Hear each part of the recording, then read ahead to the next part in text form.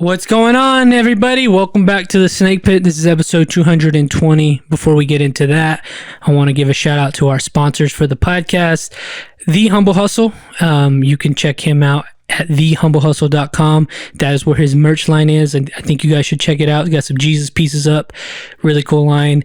He also does screen printing and graphic design. So if you're like a local business or a brand that needs some merch out there, really good quality stuff, hit him up for that. You can find him at at humblehustle_J on Instagram, and on Facebook it's The Humble Hustle, or you can contact him at 806-778-9498. Really cool dude. He's been on the podcast before. Local man, supporting local businesses. It's really great. Another company that's supporting local people is Unlucky Barbacoa. They are also a sponsor of the podcast. Shout out to them. You can reach them unluckybarbacoa.com to book a haircut appointment with Brandon Alvarado, Christian Romero, or Adam Ruiz. They also have merch, man. So two different dudes, two different things. You can support them in different ways. You can reach Unlucky Barbacoa at Unlucky Barbacoa on Instagram, or you can visit them at their location, 2614 130th, Suite 15. These dudes give great haircuts. It's a great vibe. It's kind of like this masculine lounge area to hang out. Really cool things, really cool dudes. I'm glad they are sponsoring the podcast. And if you're also looking to sponsor the podcast, you can reach me just on Instagram or Facebook or Twitter, at Rattlesnake Roy or at the Snake Pit with Rattlesnake Roy. We are currently looking for more sponsors. So shout out to these two fellas, these two companies. Great shit. Check them out. And today's episode 220, is with Axel Savage. He's a wrestler here in Lubbock, Texas. And if you're listening to the podcast today, January 21st, you can check them out at Jake's Back Room tonight. So that's pretty cool. Hope you guys enjoy the episode. Hope you guys check out our sponsors and give them your business. They will help you out. They'll make you look good. And the Humble Hustle will help you have cool merch. So check them out. Thank you, and I hope you enjoy the episode. Count us down, Jennifer. It's so professional in here. Trying to be, man. 3, 2, 1. Trying to be as professional as possible. A little bit nervous. First one of the year. Axel Savage, thank you for being here, man. Yeah, man. It's a pleasure to be here. This is going to be a fun Such one. a sick name. It is fucking awesome. Thank you. We've kind of been talking already. I didn't know you. So can you tell me a little bit about the wrestling? What do you want to know? I mean, just. So are you like the? Is it like a league of its own? What you do? I'm kind of like.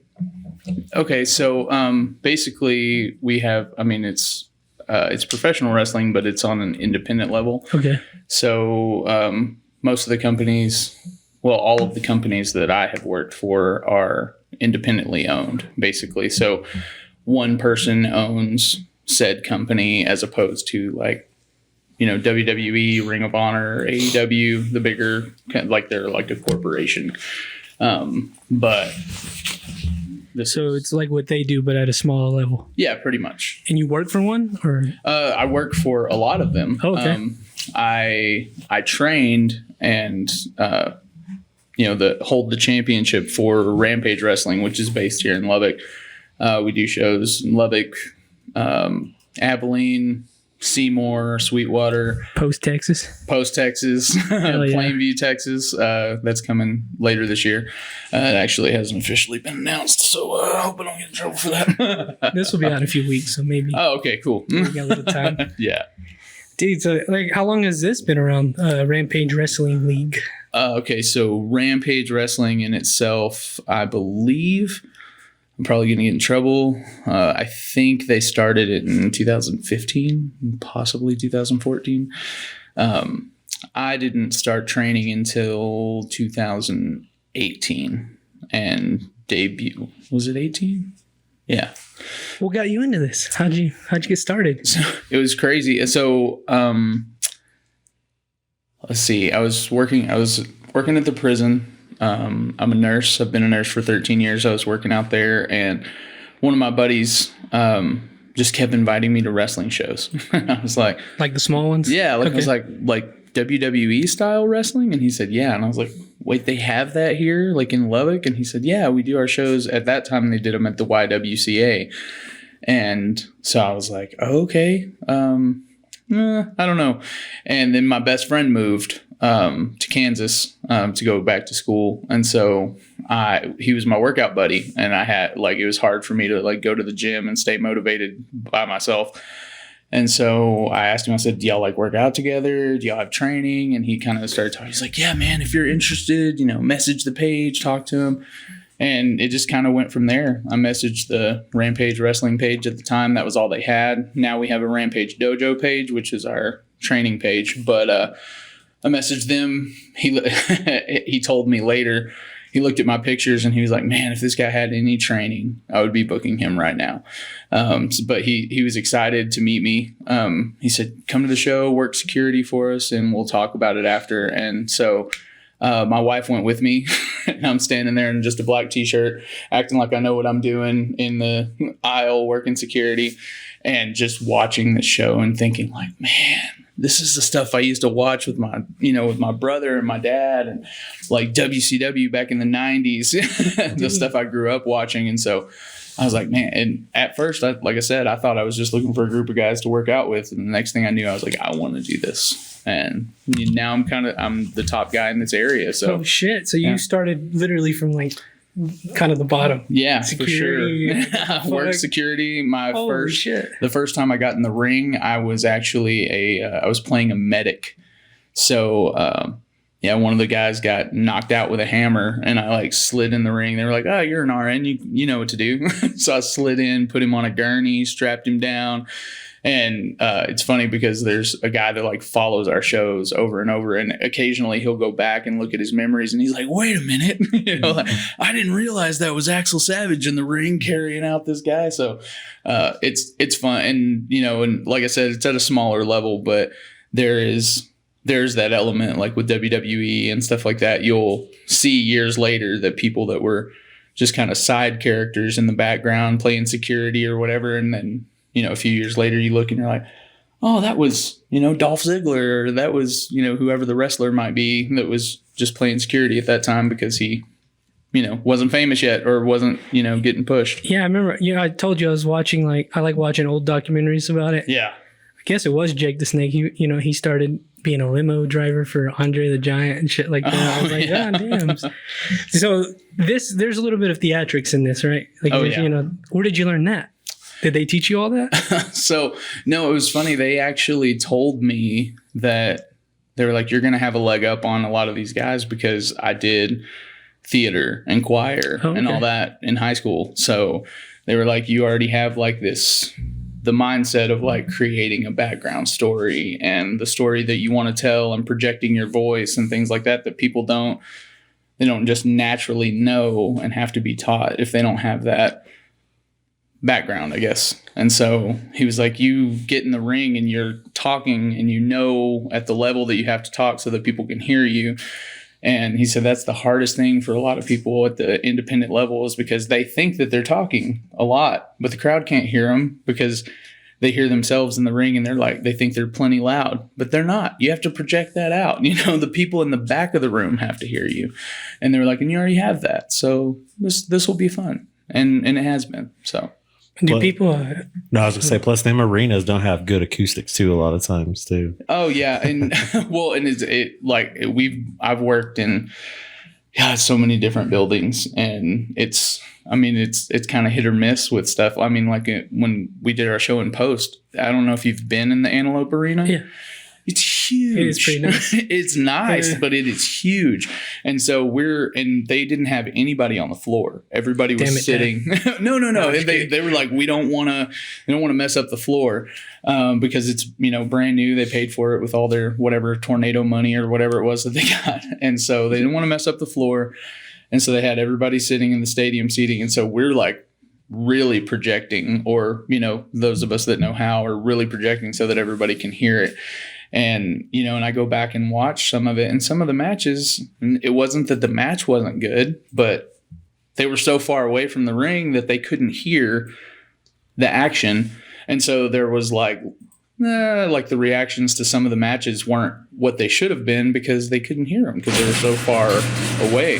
I forgot they weren't here. Okay. Yeah. That picture right there, that show It was the craziest thing. We had never wrestled in Sweetwater before, and we wrestled in Abilene, and a few people that had seen us in Abilene came to Sweetwater. But this was like a huge thing in Sweetwater. They don't have stuff like this. So there's packed into this building that was basically a giant storage building for a restaurant there. They let us use it. Was not made to be a wrestling arena. Didn't have air conditioning, and it was hot. And we get there, and like I said, none of these people knew who I was. But this is kind of something that I like to put out to other people. When you take the time to like invest in your gear and your look and things like that, and you look like a professional, and you walk out and people are like, man, this guy knows what he's doing. You don't just look like, somebody threw on their hat backwards and went out and decided to jump in a ring. John Cena was able to do that after, people knew who he was. He could just go out there in jean shorts and a t-shirt, and they're like, oh my gosh, losing their minds. But before that, he wore real gear. People got to know who he was, and then he did all that. So people didn't know who I was going into this show, but I walk out, I look like a star, and they like that. It was deafening in there. I've never felt that feeling before. I walked out, I was like, I don't know if they're going to cheer for me. They don't know who I am yet. And I walk out, and it's just like, I was like, yes. Because they were supposed to be cheering for me, but I've worked at promotions where I was supposed to be the good guy, but I was in Houston, and people in Houston didn't know who I was. So until they knew they were supposed to be cheering for me throughout the match, then by the end of the match, yeah, they're like losing their minds. But when I first walk out, they're like, never seen you before, even though he's got cool gear. Yay. Just a little hoorah. But man, Sweetwater, Texas, special place in my heart, because I walked out and they just went nuts. What are your nerves like at this point, man?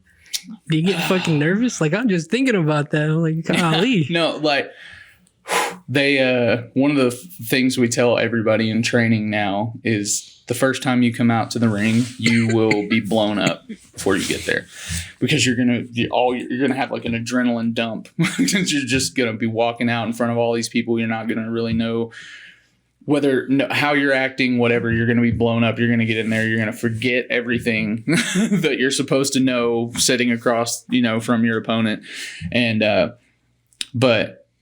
Like now, don't get me wrong, I still have nerves. I still get nervous every time I walk out, but it's like a positive. Like it's a adrenaline that I use, as opposed to adrenaline that drains me.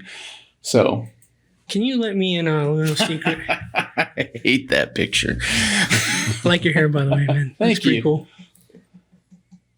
Yeah, that was actually WrestleMania weekend this last year. We did a show in Fort Worth. And that was the second time. Was that a big turnout?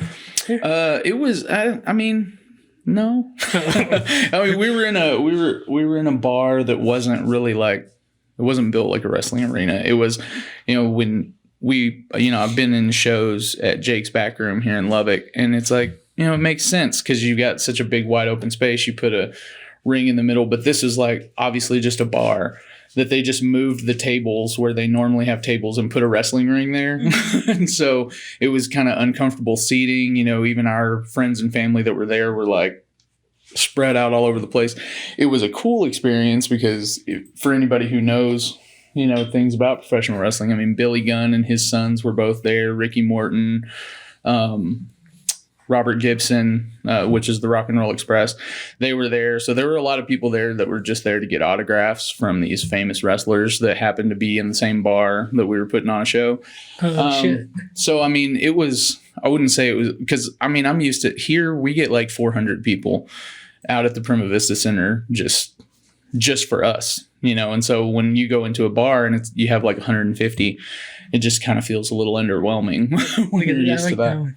Yeah, that was Houston. I walked out, and that was the show that was like, I got a few little cheers, but by the end of that match, they all had my back. So that was a fun one. Earlier you said like that you had trouble getting a crowd to like know that they needed to be cheering for you. Right. So like when you guys start a match, do y'all already know who's gonna win? Is that like part of the theatrics, or how does that work? What? Is wrestling real?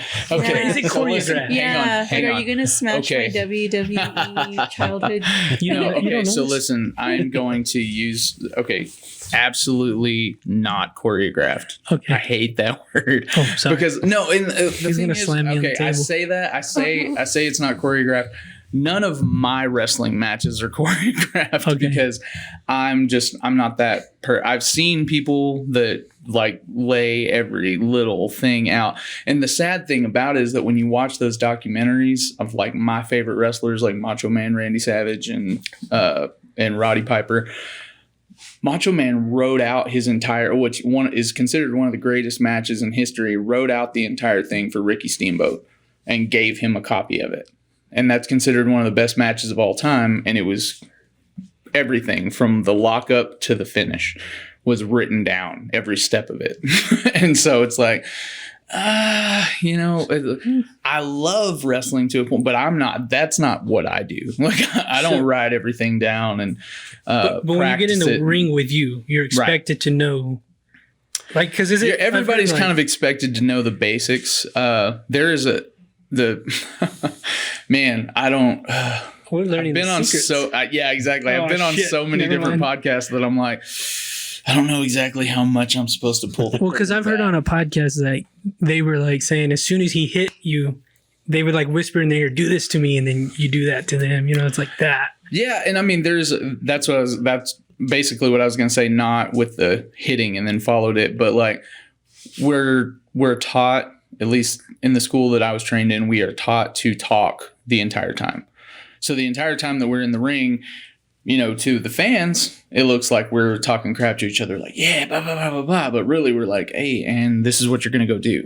And so, or, watch out for this or, something like that. So, everybody, like I've said this, I said this on a podcast earlier this week, so I'll say it again.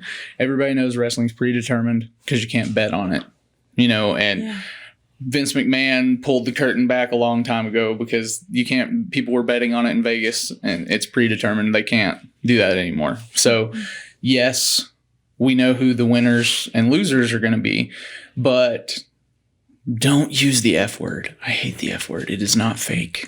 My body is on the line. I've gotten concussions. I've had my eyebrow busted open. It is not fake. I have hurt myself. I have seen other people get hurt. I mean, it is a very physically taxing. So that F word, I can't stand that F word. Damn it. Fuck. I don't care about that F word. But fake. I don't It's almost like improv. It's like you guys, it's y'all's job to like tell a story, to perform it, and also to like, I guess, perform that fight. Yeah, exactly. Okay. And we, and like I said, here, in this area, I'm considered one of the top guys in this area. So you're gonna win. Yeah, and so that's what everybody That's so expects. cool. Like if I'm at this show or that show, and even the different promoters, the different owners, they know. They're like, this guy is like, for this area, I hate using this, but I've been using it a lot lately because somebody else said it, so I'm going to keep saying it. This is the Hulk Hogan of West Texas right now, so nice. he's got to be treated well. Like, you can't just make him lose to Joe Schmo that nobody knows because that's what you want. Like, But the crowd will be pissed, wouldn't they? oh yeah, Oh, they they would would be? lose it. Oh, for sure. That's what I It told was- y'all. The wrestling fans are fucking don't want Yeah. to go to war with them, dude. Dude, we had so many people. I had so many people coming up to me because I was involved in a 2-year-long feud with this heel faction. These bad guys, they were all jerks. And I beat up all of them through a period. There was 3 of them, and I just I had to keep fighting through them.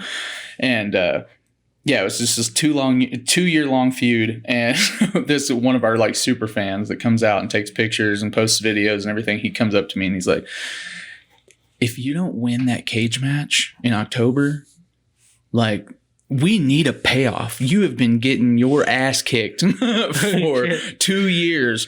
And yeah, you'll win one, and then it's 1 step forward, 2 steps back. It's you knock them out, and then the next show they beat the shit out of you, and you leave bleeding, kind of thing. And so, and that was the story. That was what we were building to. The cage match was the culmination of it, and so. Yeah, and it worked out because that's where I won this championship, was in that cage Hell match. yeah.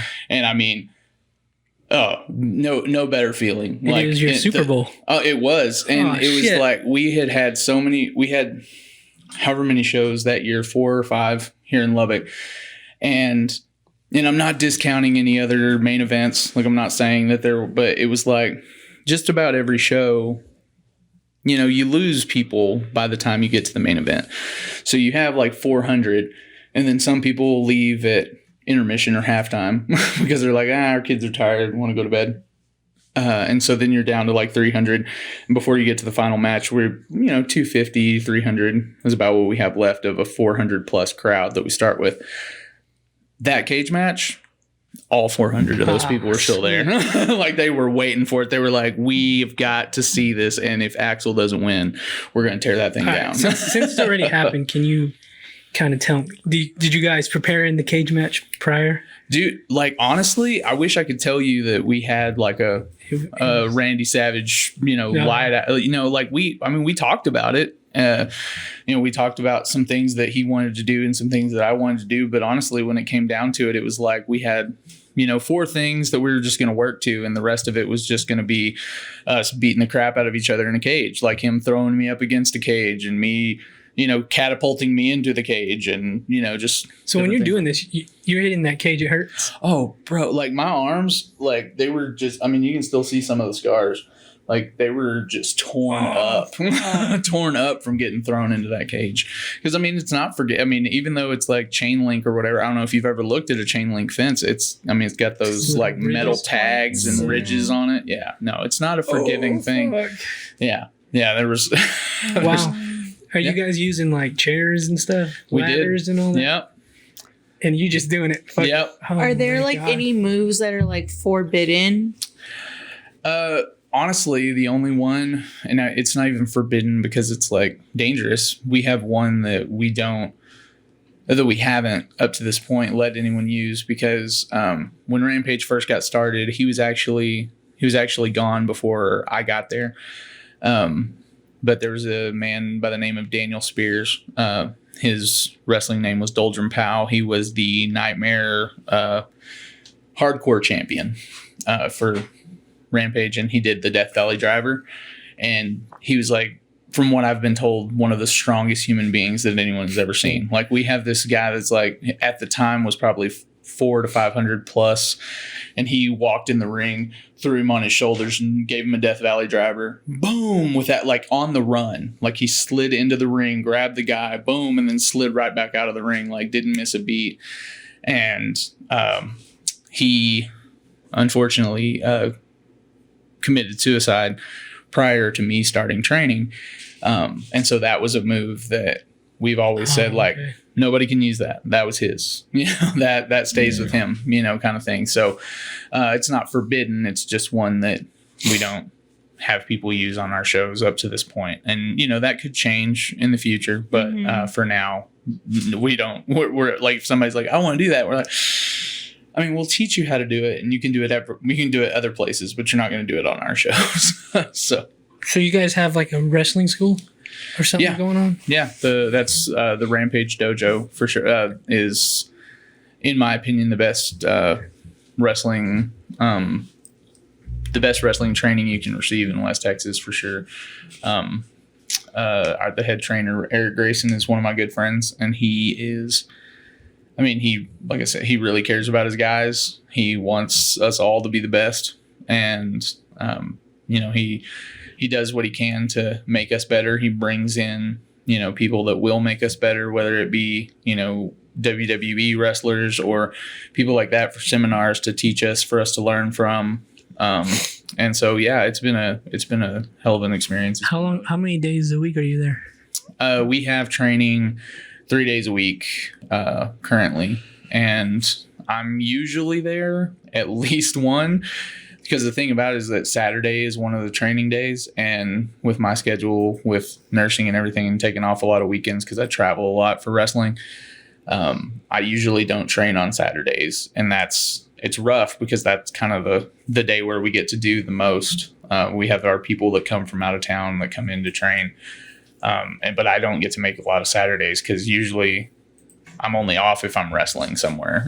And so I don't get to make those, but Monday nights and Friday nights, I'm usually out there unless I'm doing a podcast. Unless it's a Monday night on the Sneak Pit, man. That's right. Damn, dude, that's crazy. Is that you, Roy? Yep. Fuck you. No, you're. This picture right here. That's my good friend Tino Valentino. Actually, me and him are. He's going to be on the Rampage show this coming Saturday on the 7th, and then me and him are traveling up to Oklahoma on the 14th and wrestling for a promotion there, NCWO.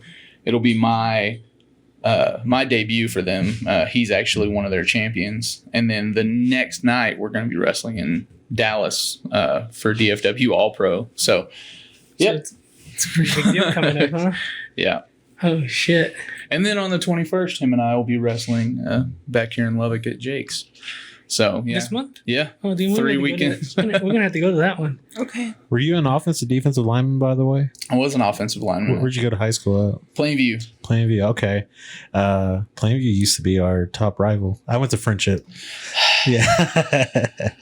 Yeah. You know, the sad thing is I live in Slayton now, so my kids are Tigers, and so I've just had to learn to deal with it. It's a different Tiger, but Just want to drink. Yeah, Friendship's grown so much, so they don't play each other anymore. I know. But that was like the game every single year. For sure. It was so funny. I remember my dad, he was like my freshman year of high school. There was a defensive lineman, and he was huge. Yeah. His name was Marshall. Uh-huh. Marshall's, I can't think of his last name, but I knew people that went to Friendship that knew him, and like later, like in high school, because he didn't play like when we got on to varsity, like I never saw him, but in junior high, man, he would just kill people. He was huge. And my dad, I just remember my dad watching and just saying like, man, Axel's playing with everything he's got. And he's trying so hard, but that kid is huge. But yeah, Friendship was a fun rivalry. What class were you? I know Class of 05. Okay, yeah, because I was 13, so I was later. Yeah. But Plainview was pretty good at that time, right? Oh yeah. It's my junior year we went to the state semifinals. Okay, yeah. And then the year after I graduated, they went to the state semifinals. Was this 3A? 4A. 4A. Yeah. Oh, we got my junior year. God, it hurt my pride so much. We got beat out by Denton Ryan, who had actually dropped down from 5A to 4A, and we played him in Abilene. And the guy that was playing quarterback for them, I had actually grown up with. He had been he was our quarterback all the way up through junior high, and then they moved up to Denton Ryan. They had gone to the state championship, I believe, the year before in 5A, and then they got resectioned or rezoned and dropped down to 4A, and then we had them in the state semifinals, and it was like 20-23 at halftime, and people thought we had a chance, and I think the final score was like 42-27. They beat the dog crap out of us in the second half.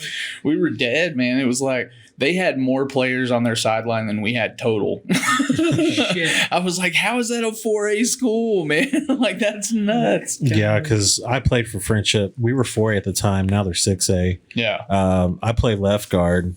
And still to this day, I still don't know how I was able to start for 3 years being a 5'6" guy. Yeah. Because everyone I went up against was over 6 foot, 6 foot. You had a low center of gravity, and Plainview has actually, I guess, gotten smaller. I mean, I think they're still 4A, but they're not. Mm-hmm. They haven't grown because like one of the big meat packing plant and all that stuff like shut down right after I graduated. And so the town got like small. I think they almost dropped down to 3A, but I don't think they quite made it. Are they the Bulldogs? Yeah. Okay. And so, but yeah, like, I mean, even me, like being at the time 5'10" and 250 pounds, and I was actually one of the smallest ones on it. It was like me and the other guard, because we didn't really play at fullback, we played pulling guard, so we were the two smallest guys on the line, and we basically were fullbacks. Like we ran out and blocked and ran in front of the running backs, and so.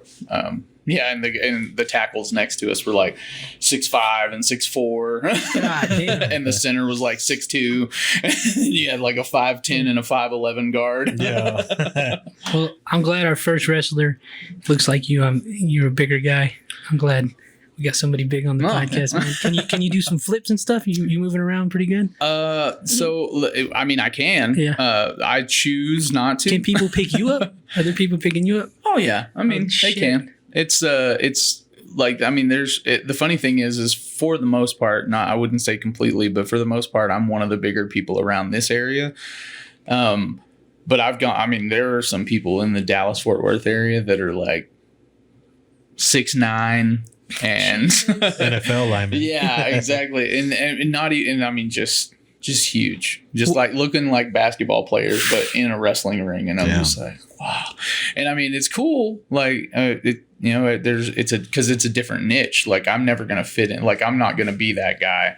So I, become this guy. And most of the wrestlers that I've like idolized my whole life are the ones that do like the flips and the high risk stuff. And so, like I like to jump off the top ropes. I like to occasionally, springboard off the middle rope or whatever, but I don't do it all the time because I don't need to around here. Now, if I'm wrestling one of those guys that's like 6'9" and I need something big to like put him down, then yeah, I'm going to be taking a lot more high risks. But around here, I'm one of the bigger people. So there's no reason for me to do it unless I have to. I mean, in order for me to win this championship, I had to hit a guy with a flying headbutt off the top rope because I couldn't get him to stay. I couldn't get him to stay down. I tried to pin him over and over and he just kept getting up.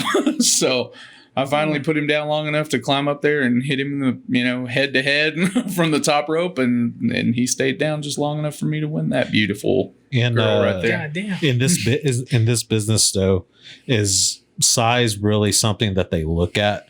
Like, does that because how like when it comes to football they look at this lineman has to be over 6'4". Yeah. But So like, when you get to those top leagues, is that something that they truly look at?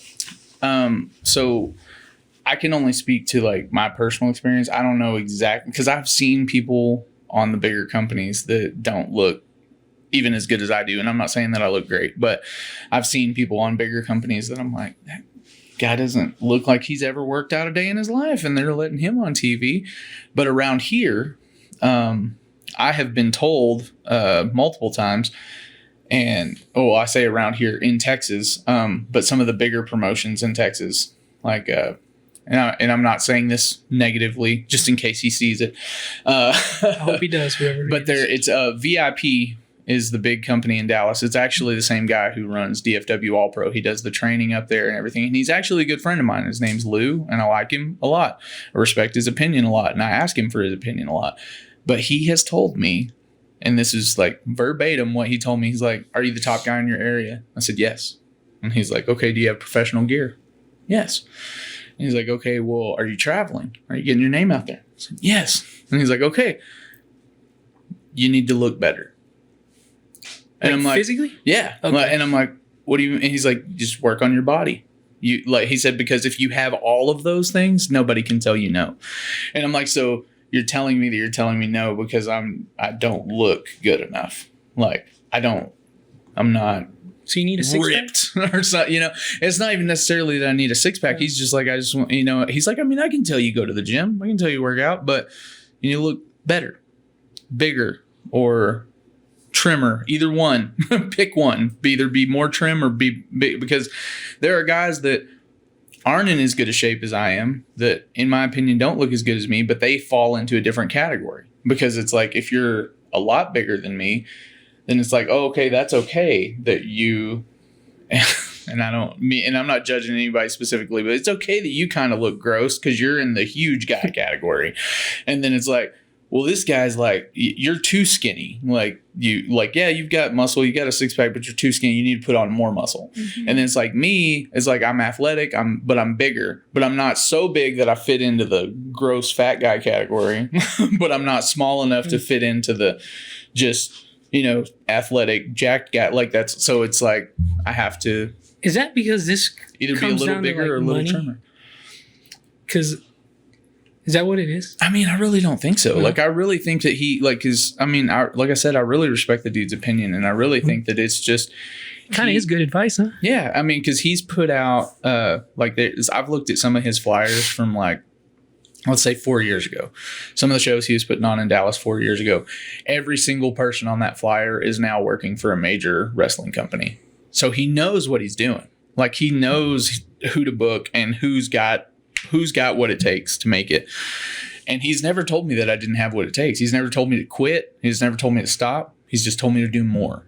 And so in the beginning, like I said, it was like until I was the top guy in my area, or until I was traveling, or until I had better gear. Like once I got all those things, then he was like, okay, now you just need to work on your body. He's like, because you're a good wrestler. You're not a locker room distraction. You're a nice guy. I get along with you. I like you. I like having you around, whatever.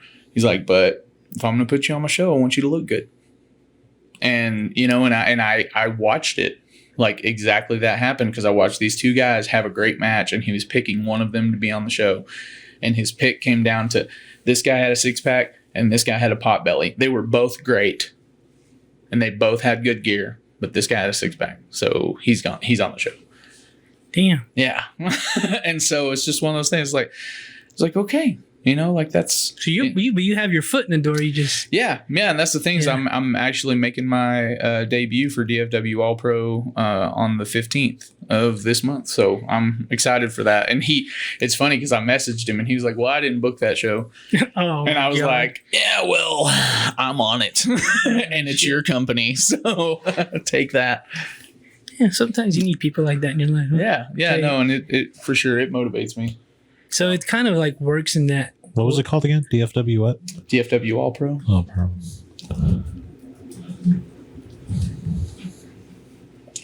Fucking young.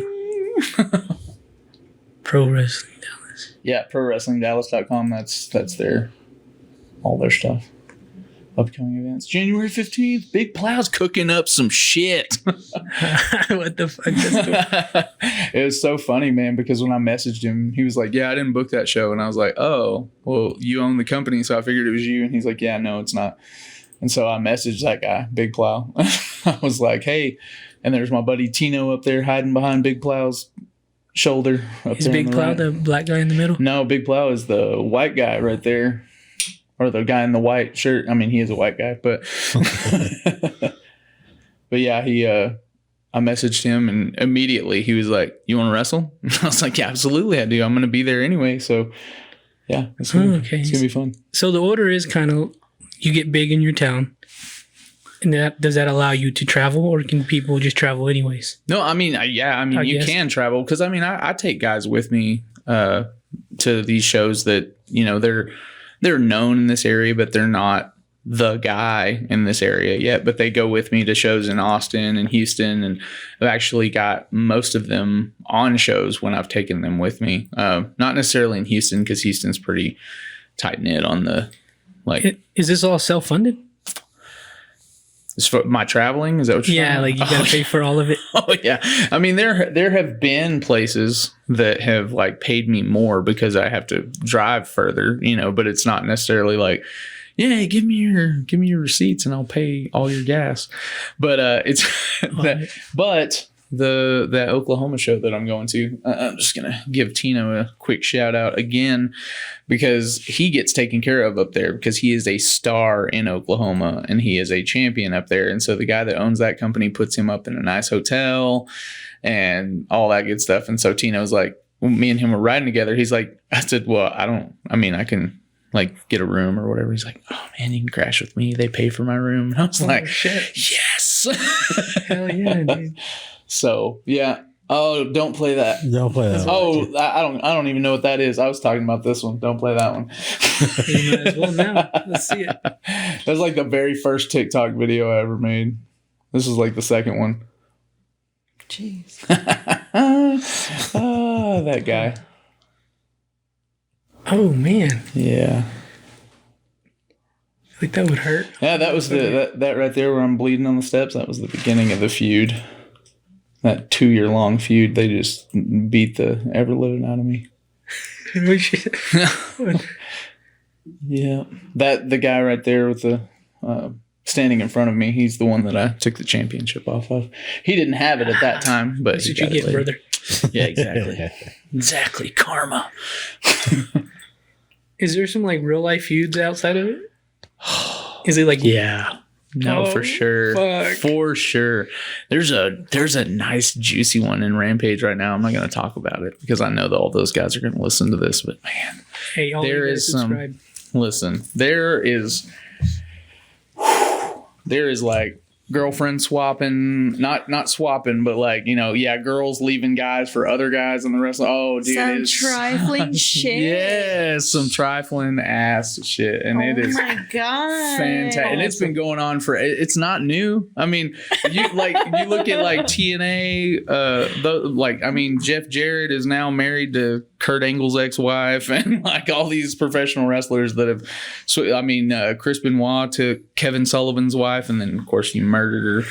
And, I so I feel like Kevin saw a Sullivan TikTok won. about that today. Did you really? He's a killer. Yeah. And Benoit, there are I agree that what happened was awful and that he was awful in the end, but he was one of my favorite wrestlers of all time. yeah, there's like this debate because like they're like Chris Benoit defenders that were like He might have had CT. That yeah, doesn't- Yeah, for and sure. then there are Doesn't other excuse- people that are like, oh no, he definitely suffered a lot of head trauma, so he had CTE. Oh, so Well, like, see, and that was the thing, the flying headbutt. The reason that I do that was his finisher, and that caused a lot of his that's concussions. what they say. So I take care of myself. I've never gotten a concussion from that move. I've gotten one concussion in the 4 years that I've been wrestling, and it was because actually a really good friend of mine dropped me straight on my head.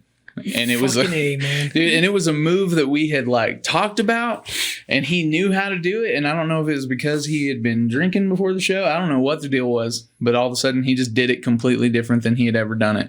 He like hopped with it and wasn't able to like hold my body weight. And so, I mean, just like you can see my head like underneath his legs, like my head just boom, like hits before his legs did.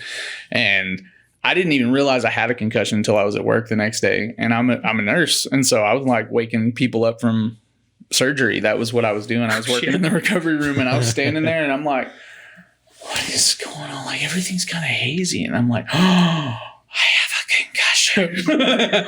God damn it, dude. Yeah, and I mean, I used to work in the ER, so I'm like sitting there, like I'm like, what did the doctors used to say when they? Oh, yeah, no, this is definitely a concussion. Have you ever had a concussion? Once. Me too, dude. It's After that, I didn't look at football the same ever again. See, and I don't think I ever had one in football. Like, not that I can not like that. Like, I mean, I was like hazy, and I mean, I got rocked a few times, but I don't feel like I ever, had a actual concussion. From And when I did get a concussion, it was a game against the Plainview Bulldogs. Good. Go Bulldogs. Angry Red.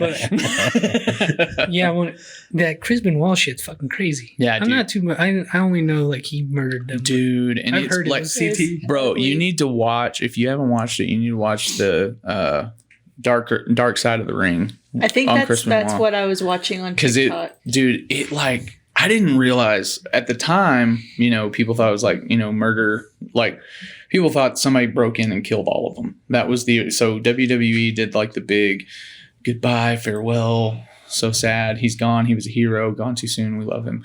And then the investigation happens, and they're like, "Oh my god!" So they like wipe him off the network. And they're like, "Oh my god, he murdered his family and then committed suicide." Over I like did a not- 3-day period. Yes, that's what I was gonna say. That's I didn't what's realize awful. it was like he like Once killed a his day. wife on Friday, killed his wife on Friday, killed his son on Saturday, and then on Sunday he was like Googling, or Saturday night and Sunday morning, he was like Googling like verses in the Bible about the men who brought their sons back from the dead and things like that. Because he was like, and he left Bibles by his son's body and his Yeah, wife's damn brain body. injury. yeah, exactly. Yeah, so And then he looked at one of the last things he Googled was like the amount of weight that it takes to break a human neck. And then he put that amount of weight and hung himself on his own weight set, and it broke his neck. That's how he hung himself.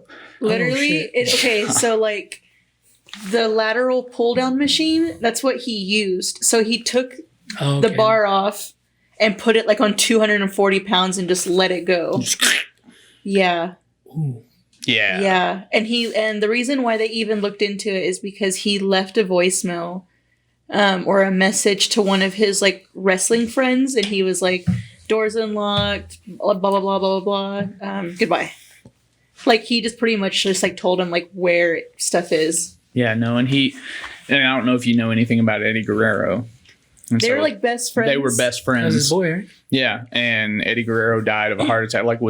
They were on a trip together, and Eddie died in his hotel room, and it messed Chris Benoit up. And Chris Benoit and Eddie Guerrero had been like witnessing to Chris Benoit about Christianity and talk because Eddie Guerrero was a big Christian man and all this stuff. He had turned his life around because he had gotten off drugs and all this stuff, and he was just that was. And so then in the end, when you see where Chris Benoit's head was and Bible verses and things like that, it's what is that CTE, messing with his brain. And yeah, it was sad. Jesus. Sad. Latino world order. That shit's weird. It's just your brain's just rewired. Just Look at Antonio Brown. yeah. Well, I went down, I went down this wormhole, and apparently there's something that CTE. It's this protein that your brain leaks, and that essentially is what rots you from the inside out. Ugh. And that's why people have that mental break, or they just kill themselves. They say it's you either have that gene or you don't to get CTE. Oh, really? So I've heard. I didn't know it was even like that. Yeah, I thought it was from injury. From the injury, if you have that gene, then you're going to get CTE. But if you don't have the, well, and that that makes sense because they say that with most brain, most things with your brain, Alzheimer's and dementia is the same way. Either you have it or you don't. Because it's not because for a long time people just believe if you just live long enough, you're going to get Alzheimer's. But I've seen, my grandmother on my mom's side was 90 plus years old, and she was she died because she broke her hip walking outside to smoke a cigarette, and went to the hospital, never recovered from the hip surgery, kind of thing. And so it was but she was completely with it into her 90s. And then you see one of my dad's best friends was in his 60s and got dementia, and it was fast, and he was gone. He was no longer the man that he was, and then didn't wake up, kind of thing. So I think that's what's going on with Bam Margera right now. No, it's meth. That motherfucker. Meth. Yeah. Bro, he's too fat to be on meth. What are you talking about? He's on something. He's on, yeah. Yeah, I know. He's probably on something. Now you say that, I was gonna say I'm worried that Tony Hawk's gonna get CTE. Man, I love that guy. He's old. He's walking with a cane now. Yeah. Man. I saw that picture. Yeah. With there the was Undertaker, by the way. Yeah, there was a guy. Man, he was in the Jackass movies, and I cannot think of his name. He's he's a recovering drug addict. I can't think of his name. Steve-O? No. He was one of the lesser known people. They brought him back for, I believe it was Jackass 2, and he was shooting heroin on the set, and Bam Margera kicked his ass out. He was you Dimitri? motherfucker. No, It's not Novak, is it? Oh, Brandon. Is it Brandon Novak? His friend. Is that his name? The one that was always slumped on Viva La Bam? Yeah, I'm going back and watching those episodes because I'm watching the Wild That's Boys. around that time, that Jackass 2 time. It may have been Novak. I really can't think of it, but he has a whole documentary of Will you his. Google him? Who? Brandon Novak. Let me see his picture. See if that's him. Brandon. Yes, that's him for sure. Yeah, he's a recovered. Yeah, he's all recovered now, but he was He was throwed. awful. And he was I think he was 13 or something when he got signed by Gatorade and was on the tour with Tony Hawk. And it was by the time he was 15, he was full blown heroin. Cocaine. He was sponsored by Nike too. Yeah, He was? Yeah, he was self-made millionaire or whatever with all those sponsorships, and he was just and then he became a multimillionaire again from writing his first recovery book, and then he went off the wagon and got all fucked up again, and he was I was a millionaire twice by the time I was 24 years old, and I'm he said something in that story. He's and then I'm selling my body for $20 just to get a hit. He was doing gay acts for money and shit. Yeah. Wow. Damn. Yeah, he's I had nothing to show for it. With all the money that I made, I just pissed it all away. And he was I tried to move away. I think he went to Norway or Sweden or something. Yeah. And he said within 8 hours of the plane landing, he was in his hotel room with a prostitute, Valium, heroin, cocaine. Yeah. Are y'all boozing it up over there at these events? It's my kids. Oh, those aren't my kids. Those are my muscles. Shout out to the children. Those three right there. Well, the one in the middle is actually my son's best friend, Nehemiah. But that's my son Xander, and that's my daughter Hazel Grace. How old are they? My son is 6, and Hazel is 2.5. She'll be 3 in March. Do they come to your events? Yeah, that was at the post show. I was dressed as Santa Claus at the post show. All right. What kind of like working out are you doing? What kind of workouts do you do? Just a bunch of weightlifting? Bunch of weightlifting, yeah. I mean, I do cardio every day but leg day. And today was leg day, so I didn't do any cardio today. I know I already asked you this. Jennifer's a gym goer. Was the gym packed? Yeah, but it wasn't awful. It's January 2nd as we're recording this, people. That's why I'm asking. It was pretty busy, but also I really don't mind it. No? I didn't feel like I didn't feel like my encourage gym it. was any more full than normal. Yeah, but but yeah. you're telling me. You Yeah, like people like will like I call it bitching, you know what I mean? Like about like, oh, all these like fucking people are at the gym just taking up space, and I'm like, they're trying, man. If they fall off, they fall off, exactly. but they're trying. So Like how many times? Like I can't tell you how many times I was like that was my New Year's resolution. I'm gonna get in shape this year. Yeah, Get in shape this year. Yeah, whatever it takes, man. It honestly wasn't until I found wrestling that Whatever I it takes until was it sticks. motivated to like actually stay in decent shape. And I don't say that I'm in the best shape, but I'm in a lot better shape than I've been most of my life. And so, because I found the right motivation for it.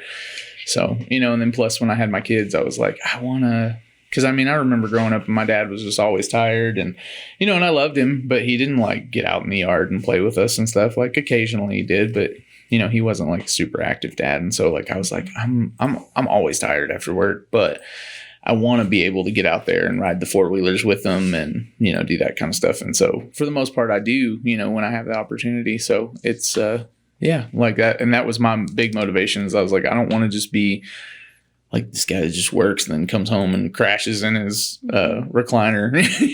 Like I want to have the energy to actually play with my kids. And so, yeah. I actually saw somebody riding a 4-wheeler today. That was fun. Is that real blood? Yes, it is. Oh, fuck. Yeah. 100% real blood.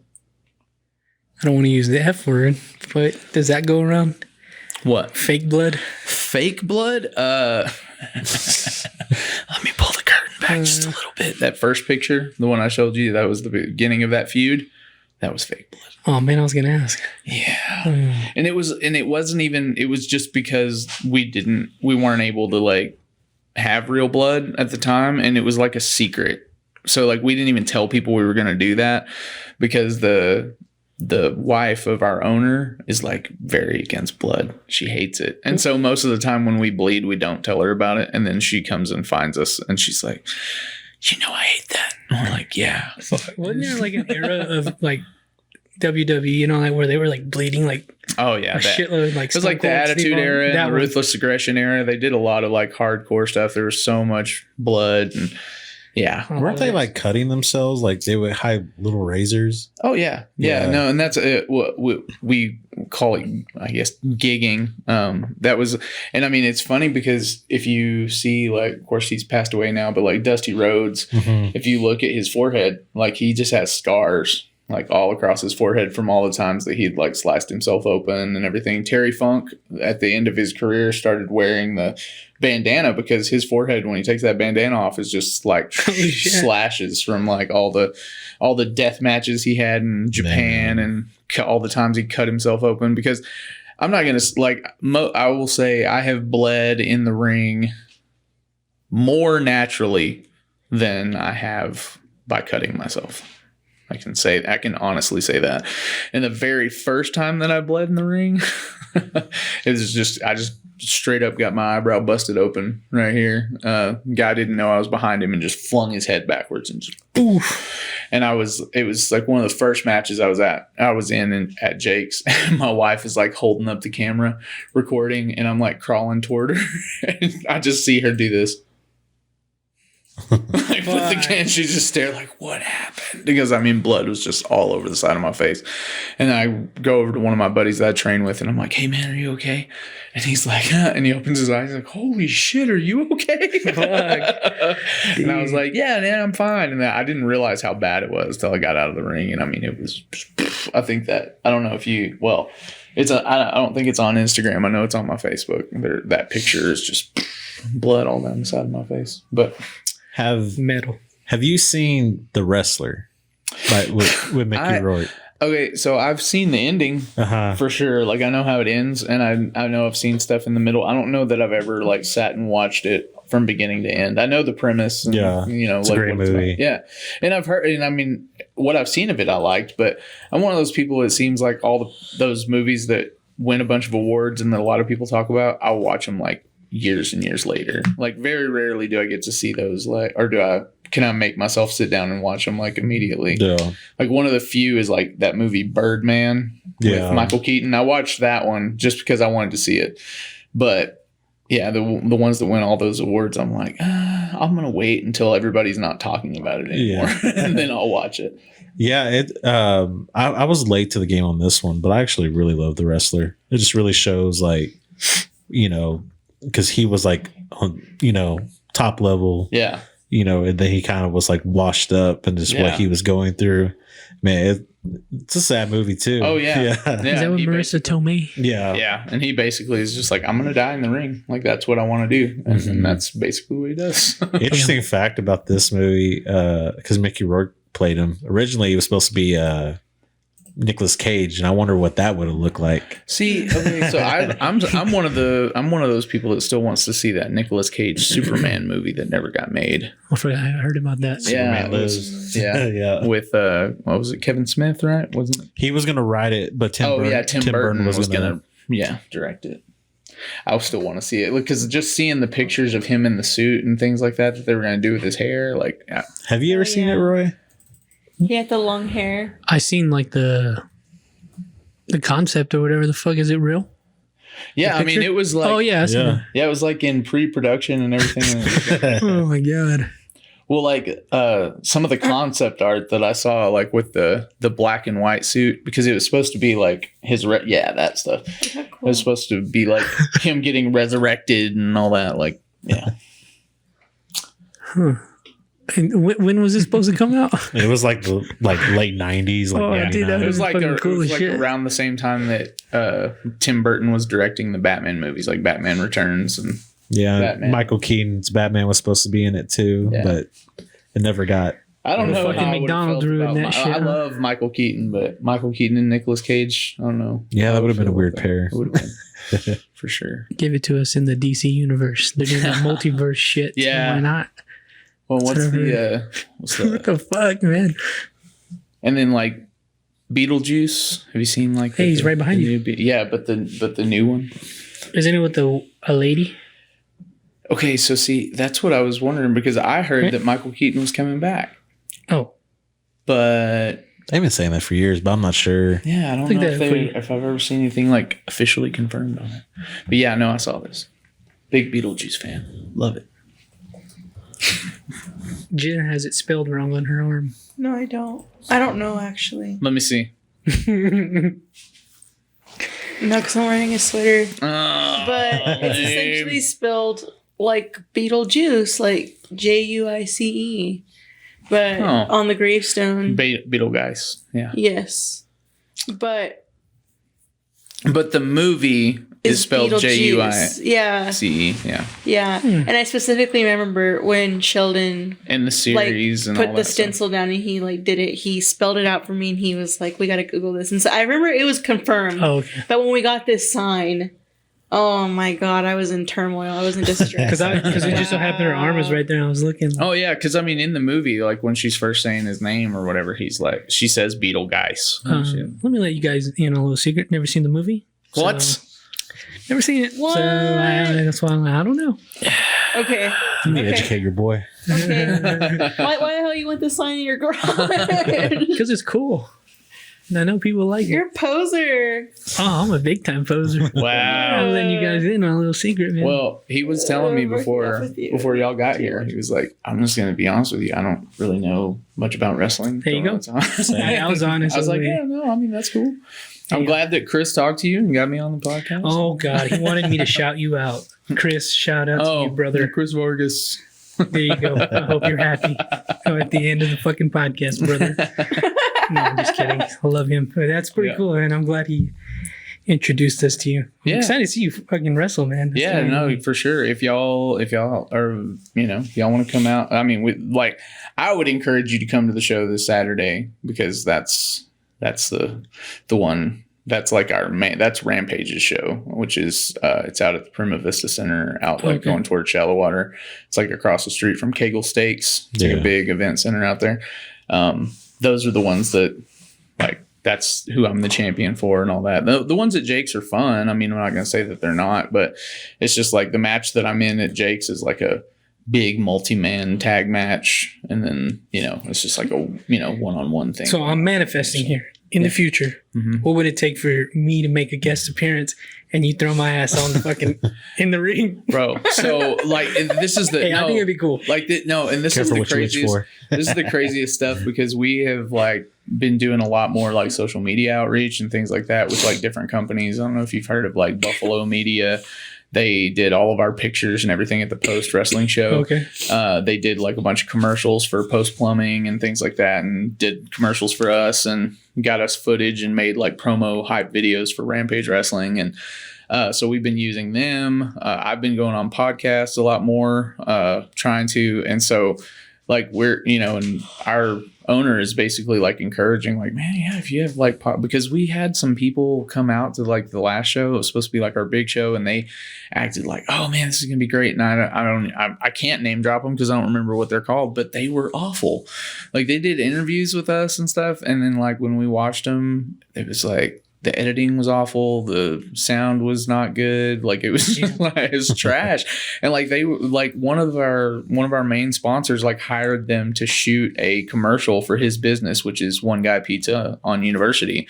Tony Garcia is his name, and he hired this company to do interviews with us and to shoot a commercial and everything. And we saw the footage of the commercial, and it was trash. It was the audio was dropping out, all kinds of stuff. So he's all about whatever kind of outreach we can get. If people want to come out and they want to do something, if y'all wanted to do a setup where y'all are just interviewing everybody, that would awesome. Be do that. Bring the table, bring some mics, and just interview people before the show, because y'all know what y'all are doing, man. This is cool. I like this whole setup. We know this. I don't know about all that. No, but that's what I'm saying. And I mean, you can talk to him about life, or you can talk to him about the event if you wanted to, or something like that. I'm down. It's definitely something we could get set up for sure. Yeah, but I'm also down to get slammed. Oh yeah, but that's what I'm saying. We could do the whole setup with that. You could just be interviewing me and then just give me some lip on the pre-show, and I'll just beat your butt in front of all the fans. Yeah, you have to talk like a wrestler. Be like, you think you can handle Rattlesnake Roy? I'm gonna slide you a chair. And I'll be like, oh man, I'm sorry. I thought this was Jake the Snake Pit. Oh, fuck you. He was so insecure about all right, bye guys. Bye guys. Motherfucker, dude, there you go. You shouldn't have gave me the ammo, bro. Oh my God. Yeah. He was literally. This is the end of the podcast. Yeah, no, he told me, and I was like, "Oh, dude, that does suck." It fucking really does suck. Yeah, it sucks a lot. It really kind of does, but whatever. Yeah, dude, we got to do this. It'll be fun. We can get a Swag and Chris involved.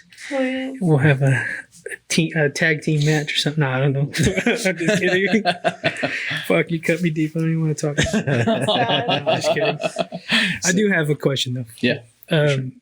Is the WWE that sort of league, is that in your future? Is that what you want to do? So I don't know if you saw, since I'm the only one with my hat on backwards, the hat that I'm wearing is actually a Ring of Honor hat, because that's my goal.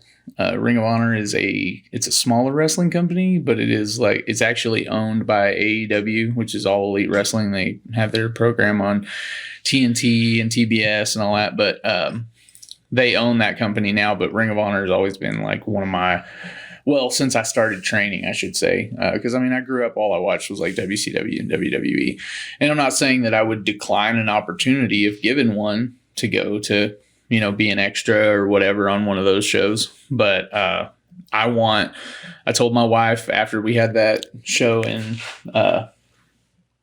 Fort Worth on WrestleMania weekend, it was my first ever live WWE event, was WrestleMania this last year. And after that, I told her, I said, I'm going to travel as much as I can for the next 2 to 3 years, and I want to be on TV. I'm not saying I want to get a contract, because the thing is I make good money as a nurse. And I've seen some of those starting contracts in wrestling, and they don't make as much as what I already make. Oh, shit. But some of the contracts are huge. And so it's like, yeah, if I could get a contract that's more than the money that I'm making now, like, absolutely I would do it. But really all I just want one match on a nationally televised show, like with a good opponent. That's my current goal, and it'll change from there. But like, I didn't really do any traveling like the first 3 years that I was wrestling. I mean, I did a little here and there, but not much. But over this last 8 months, I've been in Austin, Houston, I'm going to Oklahoma, I'm going to Arkansas, just like in a lot of other towns around in Texas, Cleburne, Alvarado. Been there before. Yeah, it's just, there's a lot of places that I'm going, and I'm enjoying the ride while I'm going, and so, and I guess in my head, I'm kind of sick of, and I don't want to sound full of myself, but I'm sick of seeing people that aren't as good as me and aren't as good as the people that I've trained with and aren't as good as the people in this area that are getting opportunities to be on TV. And, don't get me wrong, there are lots of people that do deserve the opportunities that they're getting. But I feel like there are people out there that's just like, man, how did they get on there? Like there really are. It's just, So I want to go out there. I want to, make my trainers proud. And, How have you, through all of this, kept pushing? Just because you want it that bad? Honestly, like I said, it was just kind of like for those first 3 years, it was more just like a hobby. Okay. It was like, it was fun. It kept me in the gym. I enjoyed it being around here. But then like when I realized, like when my trainer had pulled me to the side and told me how good he thought I was, it was like, kind of like ignited a little bit of a flame. And when he told me, he's like, this is what I want for you. This is where I can see you going. I always want you here at the top of the card. You deserve to be here. You're great. You're going to be our champion at some point. Like you just are. You're that good as long as you keep going. And I'm like, okay. And so then it was like a little more motivation. And then, like I said, after Dallas, I was like, oh, and I had promotions coming up to me that were like, hey man, send us your information. We're going to put you on our show. I'm like, cool. And that's how it all got started with Dallas and Houston and Cleburne and Alvarado and Austin, and all that started then. And it was like immediately, it was like, at least 2 weekends a month for the rest of the year. I was traveling, going somewhere, and then on top of that, wrestling for the shows here in Lubbock and Abilene and Sweetwater and Seymour and all the ones that we already do. So, my schedule was already fairly busy, but then, incorporating in the traveling. And so, I'm excited for what 2023 is going to hold, making a debut for two companies that I've never worked for before in the first 2 weeks of the year. So, yeah. Who has the best fan base that you've been to? Are you talking like professional? Is that what you're saying? Well, like all these events that you've gone, who are the best fans? Was it Sweetwater? Oh, well, yeah, dude. That show just for me, on a personal level, for me, that was. But then, like I said, nothing beat that moment here in Lubbock. That cage match when everybody stayed. And 400 plus people, more people than we had ever sold tickets to, and they all like. At least like 97, 98% of them were still there for the main event of the show. So it was, that was a cool feeling. So, and then to hear all of them lose their minds as soon as 1, 2, 3 happened, like it was great.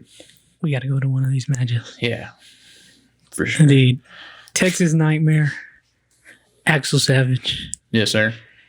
Where'd you get the name from? Let me ask you that one more. Let me ask you. Okay, so you know what?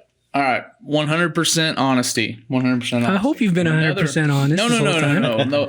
Like, because, I catch a lot of flack for this nickname because y'all don't know, y'all don't watch wrestling, so y'all don't know. And I didn't watch wrestling for a long time, so I had no clue. But one of my favorite, like, names in wrestling, like I mentioned Macho Man Randy Savage and Roddy Piper were my two favorite wrestlers. One of my favorite like nicknames, and he was one of my favorite talkers, was the American Dream, Dusty Rhodes. That was his name, the American Dream, Dusty Rhodes. And so I had it picked out in my head once I came up with the Axel Savage. I wanted to be the American Nightmare, Axel Savage. That was the name that I picked. I was like, I want to do that. Like the American Dream, the American Nightmare. Like, this is going to be great. And then I was walking through Hot Topic. This was like right after I started training. I was walking through Hot Topic and I see this t-shirt and it says the American Nightmare Cody. And I'm like, oh, Cody Rhodes. That's Dusty Rhodes' son. That makes way more sense because he's his son, that he would be the American Nightmare where his dad was the American Dream. So I just kind of put it on the back burner after that. Like, I was like, I'll just come up with something. Like, I did like a fake accent when I first started wrestling, and they called me like the Ayatollah of glam rock and rolla. And like, I wore like I was doing like the 80s rocker thing. I had I had like glam rock makeup on, and I would come out talking like this, and I'm gonna beat your ass, and and so and then I was like, you know what? I'm sick of that shit. I'm from Texas. I'm proud to be from Texas, and you know what? I'm doing it. And so I just one day I was like, I'm the Texas Nightmare, and people gave me shit about it in the beginning. Our announcer would like purposely announce when he would introduce me. He would say, he calls himself the Texas Nightmare. Like, it didn't say like we call him or he's known as, like he calls himself the Texas Nightmare. Like, just like a rib, like just giving me a hard time. And then I got over, and then the fans loved me. And then the owner was like, fuck yeah. Like, we're just going to keep going with that. So I like it. Thank you. That's pretty cool. Do you have any of those shirts? I want one of those. These shirts, I do not actually. Well, if you get some, I sold I want one of those. one of these. Nice. I have the ones I have currently have a skull that has the Texas flag on it, and they say the Texas Nightmare, and it says Axel Savage underneath the skull. I think you had a picture of it up there somewhere. Didn't Yeah, probably. you? Look at that. Yeah, I want one of those shirts, dude. that one right there. That's what I have on my shirts. Nope, not that. Wrong picture, man. Oh, this one. Yeah, that one. I don't wear bright colors, man. That one. Yes. Yeah, it's just a gray t-shirt with that right in the middle. Yeah. And you are active on all the social medias, TikTok, All of all of it, huh? All Twitter. Finally, Cash App, somebody too, who's on if anybody Twitter. wants to send me money. Finally, though, somebody that's active on Twitter. Nobody's ever come on here that's been on Twitter. Yeah, and that's what I was saying. That last podcast I was on, my friend Christy, like she's all about like, she's like, you got to post like a couple times a day and try to post around this time. And I mean, there's some wrestlers in Texas that I've learned a lot from. Like I said, y'all don't really follow wrestling, but there's a guy that goes by, his name's Brian Keith, the bounty hunter Brian Keith, and he gave me all kinds of, he was like showing me on his Instagram, like where you can like track like when the most people are looking at your page. And so he like bases that on when he makes his post so that more people will see his stuff. And he's like, so then I can justify when these promotions are like, why am I going to pay you this much money? And I'm like, because 5,000 people saw that post when I shared it. That's why you can justify. Love the Twitter. I love you can see Twitter counts or Twitter views. Yeah. I love it. Yeah. I love seeing how many people get shit likes and all the views. Me, motherfuckers. Also, I was a little embarrassed when you followed me on Twitter because my Twitter is pretty embarrassing. I fucking tweet the stupidest shit of all time. I got a poop counter going on right now, counting my 2023 poops. Are you still keeping with that? Yeah. He's like, yeah, I 2 dropped days. one right before Axel got here. 2 days, I'm good. We'll see by the end of the month. But and you're posting daily on TikTok? It's been a while. It's been a little while since I Same. posted on TikTok. I know I said I was gonna. I haven't even done it either. Dude, there for a while I was trying so hard to keep up with it, but then I felt like I got like overly addicted to it. Like I was constantly scrolling and looking for the new trends and then trying to like copy them, and actually almost like broke my son's leg trying to make one of those videos. It was when what was that? It was a show, Squid Game. It was when the Squid Game thing was going around, and it was like the chant in Korean or whatever for the red light, green light. Oh yeah. And then it turned into like Chris Jericho's music. That's like Judas would start playing or whatever, and so you're supposed to like stand still, but then like it was like a real rock fan's gonna start like banging their head and then they get shot or whatever. And so I was making that video, and so that song starts and I'm standing there and then like, you know, I can't hold it, and I started like banging my head. Well, my son had like walked right up behind me, and like as soon as I felt him, like I was like already planning on like going to the ground, like holding the camera, and I like fell, and I mean seriously, like there was probably this much space between like his ankle and my butt, and I'm not a light man. I would have like shattered his ankle had I sat on it. So I was just like, okay, maybe it's time to take a break from TikTok. It's a slippery slope, man. Fuck. Well, man, I do appreciate you coming on. Yeah, I appreciate and introducing us to this world. For sure. Pretty cool. Yeah, man, and I'll stay in contact. Yeah, thank you. Yeah, man.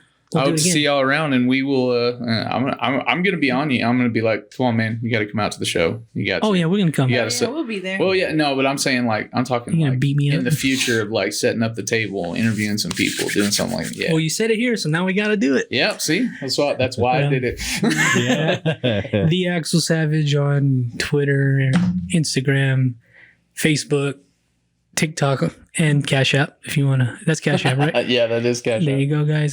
Bradley, Jen, you guys got anything else to say? Follow Lords of Film with a Z on Instagram, and yeah, that's it. And follow me at Bradley Noel Garcia. That's it. There you guys go. Happy New Year's. Thank you, dude. Yeah, thank you. See y'all.